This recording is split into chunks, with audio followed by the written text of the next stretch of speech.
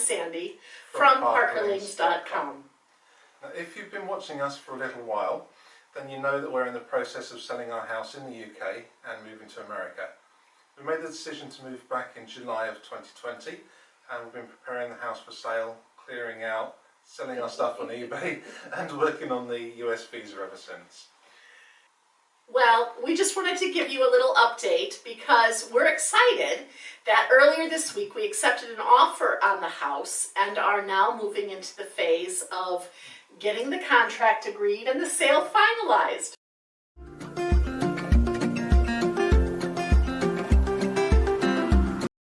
We're so pleased that all the steps of this path of moving appear to be falling into place. It all helps to give us confidence that we're on the path that God has planned for us. And we're grateful for you who are thinking and praying for us on this adventure. This latest step of having house viewings and receiving offers went really quickly. You can read more about how we prepared our house for sale on our blog at parkerlings.com. We'll put a link to that article in the description below if you want to catch up on the story.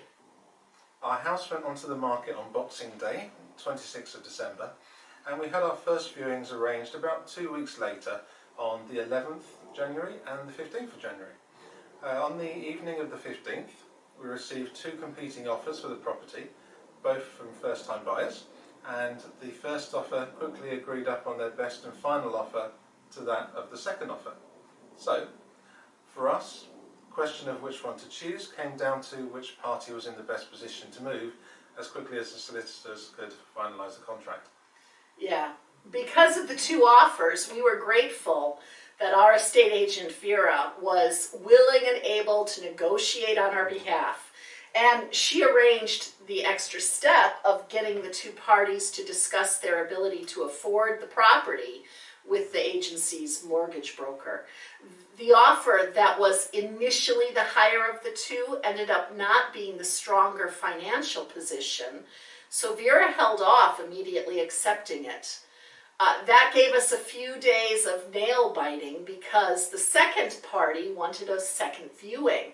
We were afraid that they might end up changing their minds, so we just really fretted for a couple of days. And I say fretted, we didn't really fret. It was just in the back of our minds. And of course, lots of prayers that they wouldn't back out. This week, they had their second viewing, and the next day we received confirmation that everything was in order and the sale was agreed. Just 1 month from being put up on the market. Perhaps there would be more lessons learned if we had been on the market for longer. But here are the steps that occurred for us to get to the sale agreed. First of all, the Advert launched. It was scheduled to go live at midnight on the 26th of December, and by the end of that first day, 1 person had requested a viewing. Then we had the viewing days. Our estate agents managed the viewings on our behalf. It worked out well because she was in communication with each of the people who requested viewings and organised multiple viewings for the same days. We had 2 viewings on the first day, which was a weekday, and 3 on the second viewing date, which was a weekend. A few people asked to view, but ended up cancelling or not showing up. That was the only frustration on the 3rd viewing day because that was the only person scheduled that day. Each viewing day, Vera, the estate agent, arrived about 15 minutes before the first people were scheduled to arrive. And prior to her arrival, we made sure the house was spotless in terms of dusting, vacuuming, etc., and tidy from all our stuff. We put away all of our eBay packaging materials, tidied all the electronics, charging cables, hid away the dog beds, the toys, the food bowls, made sure the toilet seats were down, of course, and turned on the lights in each of the rooms. We gave Vera a set of the keys so she could get back into the house if she needed to leave or walk outside for anything, and it also meant that she could lock the door and leave if the viewings finished before we got home. Now, on the viewing days, we generally went and ran a few errands. On the Saturday when we received the offers, we'd gone to our friend's house to walk the dogs, play games, and we were with them and got to celebrate with them when we found out that offers were coming in. It was fun, wasn't it? In terms of them receiving offers, it's important to remember that in January 2022, we're in a seller's market here in the UK. There's a high demand for housing stock that is affordable for first-time buyers. And post-pandemic, no one wants to buy a flat. Everyone is looking for a little bit of outside space. And our house, having that, is effectively move-in ready. There's very little that a new owner would have to do before they moved in. So we were in a strong selling position. We'd made our home the best it could be to attract buyers. There are a few things that went into then considering the offers. A couple of days before the first viewing, Sandy and I chatted about what would be the lowest offer we would accept in the event that we didn't get offers from the initial viewings that we had scheduled. We were really pleased when the first offers that we accepted were within our target. It meant that we didn't have to get into longer waits while more people viewed the house. One of our considerations was where we felt the UK economy was headed right now. With interest rate being at 0% and inflation growing, we expect that the housing demand may soften slightly in the coming year as the lockdowns associated with the pandemic come to an end and life gets back to normal. Of course, this is only our opinion. We're not economists or futurologists, but we have common sense, I think. So we're keen to get the sale agreed quickly. Besides the macroeconomic considerations, we had a few details about each of the couples who'd made the offers. And crucially, Vera was working in the background to make sure that they could both afford the offers they'd made before we agreed the sale. And after all the considerations came the moment of accepting the offer. While initially it felt like an easy answer, accept the highest initial offer. In the end, our estate agent's negotiations and checks meant that it was the first party who made an offer, not the highest initial offer that we accepted, because it was that party that proved to the mortgage broker they could best afford what they'd offered. For us, this was important because if we'd accepted the higher offer, we suspected that when their mortgage didn't come through, they'd later attempt to renegotiate, and that would slow down the sale process and jeopardise our goal of moving to the States by March. And by the end of this week, we and the buyers were instructing our solicitors. While we were preparing the house to sell, we decided to go with the estate agent's solicitor because then there would be better communication between our estate agent and our solicitor. So over the past few weeks, we've been filling out bunches of forms for our solicitor so they can get going with the necessary ID checks, land registry searches, and all the paperwork that's required for the buyer's mortgage and solicitors and for the sale contract.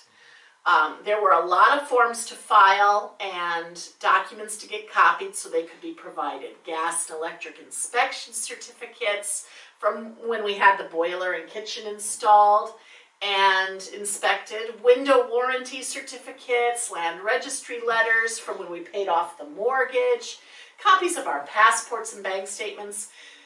In truth, it was the bank statement that caused us a little hiccup. And it's my fault. When I copied the bank statement and had our friend who's a nurse certify it as an accurate copy, I didn't realize that I'd made a copy of the second page of the bank statement, but not the first page that included our address. So we emailed them a copy of the statement, but then when we followed up with them, they said that an emailed copy wasn't sufficient and they needed to have the original.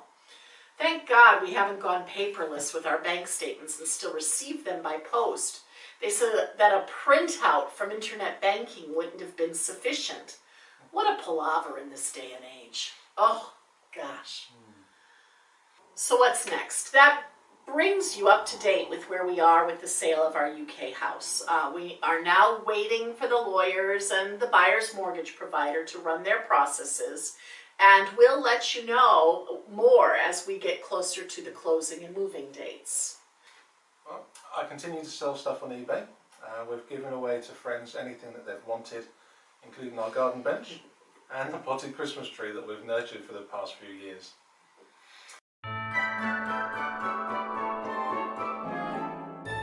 Well, in the next week or so, we'll invite the buyers to come over for a meeting so they can confirm what they want to buy from us and left in the house, and what we definitely need to clear out. And last week we took our dogs to the vets for their annual booster shots. One of the shots requires a follow-up, which we've scheduled for the 14th of February, and that should see them have everything they need to travel across. Interestingly, it appears to be more straightforward for Anna and Elsa to move to the States than it is for me.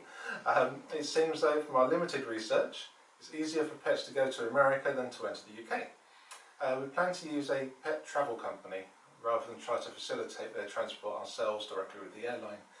We've watched some YouTube videos about it, and while it is probably doable for us, it's not something we plan to do ever again, so it doesn't feel like a skill we really need to gain. And we've started the process of trying to find an international moving firm to help us pack up our personal effects and ship them across. We've gone back and forth on this.